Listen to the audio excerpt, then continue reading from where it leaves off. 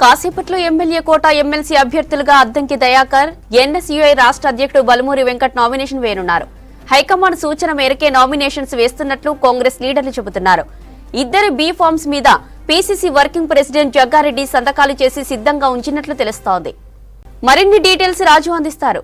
రాజు, nomination కి సంబంధించి updates ఏంటి? థ్యాంక్ యూ జ్యోతి. ఎమ్మెల్యేల కోటలో ఎమ్మెల్సీకి సంబంధించిన అభ్యర్థుల ఎంపిక అనేది కాంగ్రెస్ పార్టీలో ఒక ఉత్కంఠత రేగుతుందని చెప్పాలి. ఎందుకంటే మొన్నటి వరకు 2 రోజుల క్రితం వరకు ఒకరి పేర్లు ఉన్నాయి, మళ్ళీ నిన్న పేర్లు మారాయి. నిన్న తెరపైకి ఎన్ఎస్యుఐ రాష్ట్ర అధ్యక్షుడు బలమూరి వెంకట్ పేరు తెరపైకి రావడంతో కాంగ్రెస్ సీనియర్ నేతలు ఒకేసారి వాళ్ళ అసంతృప్తిని వ్యక్తం చేశారు. వాళ్ళ అభ్యంతరాలను కూడా హైకమాండ్కు పంపే ప్రయత్నం చేశారు. నిన్న ఇన్ఛార్జ్ దీపారాజ్ మున్షి నిన్న వాళ్ళ అభ్యంతరాలను కూడా తీసుకున్నారు. ఏఐసిసి నేతలను కూడా పంపారు.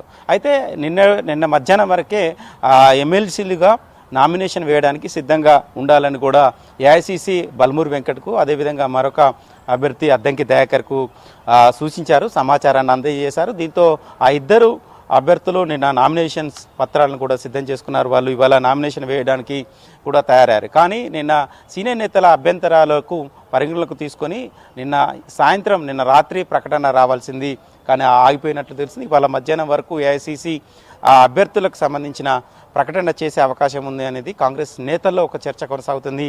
మరొకవైపు సిఎల్పికి సంబంధించిన స్టాఫ్ కూడా ఆ ఎమ్మెల్సీ అభ్యర్థులు ఎవరి అధిష్టానం గ్రీన్ సిగ్నల్ ఇస్తే వారిని అభ్యర్థులుగా నామినేషన్ వేయడానికి కావాల్సిన ప్రాసెస్ అంతా సిద్ధం చేసింది. నిన్న గాంధీ భవన్లో కొంతమంది ఎమ్మెల్యేలతో కూడా వాళ్ళ సంతకాలు కూడా సేకరణ చేశారు. ఇవాళ మరికొంతమంది ఎమ్మెల్యేల సంతకాలు కూడా సేకరణ చేశారు. అంటే ఒక్కొక్క ఎమ్మెల్సీ అభ్యర్థికి 10 మంది ఎమ్మెల్యేల మద్దతు అవసరం. కాబట్టి ఒక్కొక్క అభ్యర్థి తరపున 10 మంది ఎమ్మెల్యేల సంతకాలు కూడా సిద్ధమయ్యాయి. అంటే ఇద్దరు ఎమ్మెల్సీ సంబంధించిన అభ్యర్థులకు 20 మంది ఎమ్మెల్యేల సంతకాలను సిద్ధం చేశారు. ఇక దానికి సంబంధించిన బీ ఫామ్లను కూడా కాంగ్రెస్ సిద్ధం చేసింది. పీసీసీ ఆ బాధ్యతలను, బీ ఫామ్లను ఇచ్చే బాధ్యతను పీసీసీ వర్కింగ్ ప్రెసిడెంట్ జగ్గారెడ్డికి అప్పచెప్పినట్లు తెలిసింది. అందుకనే జగ్గారెడ్డి ఎవరైతే అధిష్టానం క్యాండిడేట్స్ అని అనౌన్స్ చేసిన వెంటనే వారి పేర్లు రాసి ఆ బీ ఫామ్లు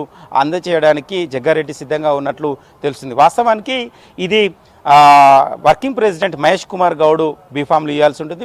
ప్రెసిడెంట్ అందుబాటులో లేరు. PCC president CM Revanth Reddy కావడం, విదేశీ పర్యటనలో ఉండడం వల్ల ఆ బాధ్యతలను పీసీసీ వర్కింగ్ ప్రెసిడెంట్ జగ్గారెడ్డికి ఇచ్చినట్లు తెలిసింది. ఎందుకంటే మరొక వర్కింగ్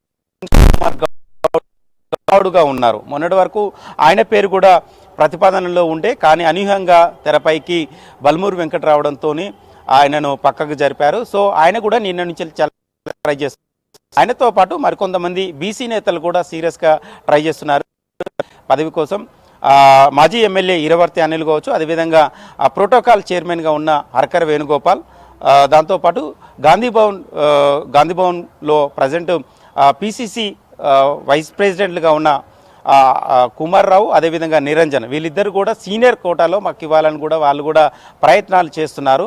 సో ఇప్పటి వరకైతే, నిన్నటి వరకైతే ఏఐసిసి నుంచి వెళ్ళి వచ్చిన సమాచారం మేరకైతే బలమూరి వెంకట, అదేవిధంగా అద్దంకి దయాకర్లు వాళ్ళిద్దరు అయితే నామినేషన్ పత్రాలను సిద్ధంగా చేసుకున్నారు. వాళ్ళిద్దరు బీఫామ్ లేకుండా వితౌట్ బీఫామ్స్తో నామినేషన్ వేయడానికి సిద్ధంగా ఉన్నారు. కానీ ఏఐసిసి ప్రకటన వచ్చిన తర్వాతనే బీఫామ్స్తో నామినేషన్ వేయాలని కూడా వాళ్ళు చూస్తున్నట్లు కొంతసేపటి క్రితం ప్రకటన వాళ్ళ అనుచరుల ద్వారా సమాచారం అందింది. కానీ క్షణమైనా అసెంబ్లీకి వచ్చి మండలి సభ్యత్వాలకు సంబంధించిన దానిపైన నామినేషన్ వేసే అవకాశం ఉన్నట్లు తెలుస్తుంది. సో ప్రక్రియ అంతా సిద్ధంగా ఉంది. ఏఐసిసి అనౌన్స్ చేయడమే ఇక మిగిలింది. ఏ క్షణంలోనైనా ఎమ్మెల్సీ అభ్యర్థులు ఫలానా అని అనౌన్స్మెంట్ రాగానే వాళ్ళు నామినేషన్ వేయడానికి అయితే సిద్ధంగా ఉన్నట్లు తెలుస్తుంది. ఇప్పటికీ బరిలో ఉన్న ఆశావాళ్ళు కూడా, అంటే బలమూరి వెంకట, అదేవిధంగా అద్దంకి దయాకర్ వాళ్ళిద్దరు కాకుండా తాము కూడా బరిలో ఉన్నామని చెప్పుకునే మహేష్ కుమార్ గౌడ్ కావచ్చు, మిగతా నేతలు కావచ్చు, వాళ్ళు కూడా వాళ్ళ నామినేషన్ పత్రాలను కూడా సిద్ధంగా చేసుకున్నారు. ఎందుకంటే రేపే ఆఖరి తేదీ, రేపు 18 ఆఖరి తేదీ నామినేషన్లు వేయడానికి, 29న ఎన్నికలు ఉన్నాయి. అదే రోజున అదే రోజున ఫలితాలు కూడా వెలువడే అవకాశం ఉంటుంది. 19న స్క్రూటినీ ఉంటుంది.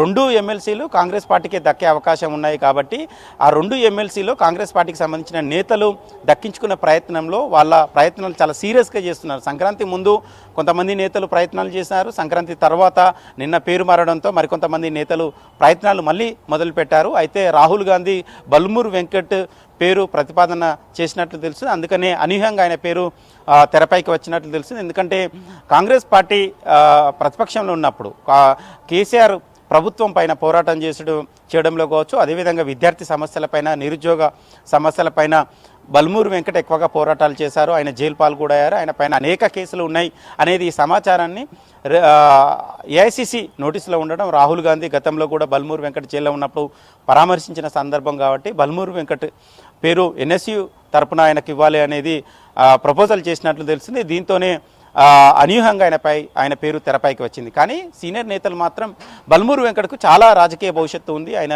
వయసు 30 సంవత్సరాలే, సీనియర్ నేతలకు ఇస్తే బాగుంటుంది అనేది కూడా వాళ్ళ అభిప్రాయాన్ని, వాళ్ళ అభ్యంతరాన్ని నిన్న ఇన్ఛార్జ్ దీపదాస్ మున్షికి వ్యక్తం చేశారు. సో ఈ నేపథ్యంలో నిన్న ప్రకటన ఆగిపోయింది. అయితే ఇవాళ ఎట్లకేలకు ఇవాళ మధ్యాహ్నం లేదా సాయంత్రం వరకు ఆ అభ్యర్థుల పేర్లు ప్రకటించే అవకాశం ఉన్నట్లు సమాచారం ఉంటుంది.